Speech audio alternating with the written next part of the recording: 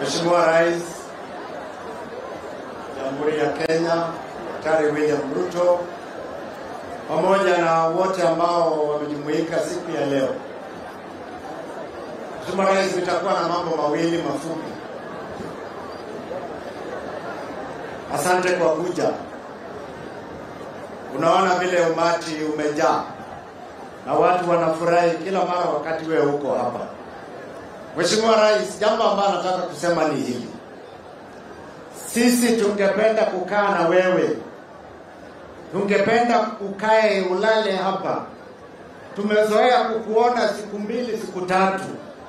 Tangu uwe rais, najua kazi imeongezeka na Kenya yote inakuhitaji, lakini usitusahau.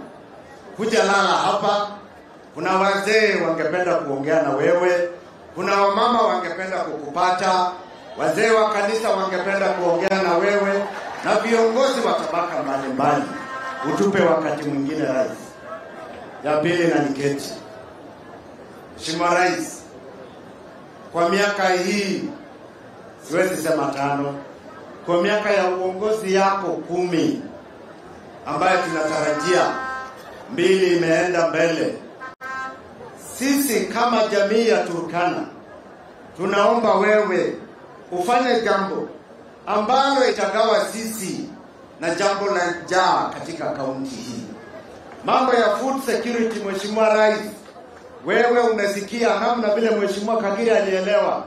Mambo ya Turkana walikuwa wanasema ati wewe ndio dawa ya njaa kwetu hapa. Kwa namna gani? Lowat Dam wewe ulipanga, lakini haituoni ikitembea. Lotikipi wewe ulisema unafanya jambo. Kwa hivyo ukituambia hapa kwamba unatengeneza mikakati hiyo, tungependa ifanyike kwa wakati wako, kwa sababu tunaona ni wakati ambao unafaa. Haya ndio ningesema. Karibu tena, karibu Turkana. Asante.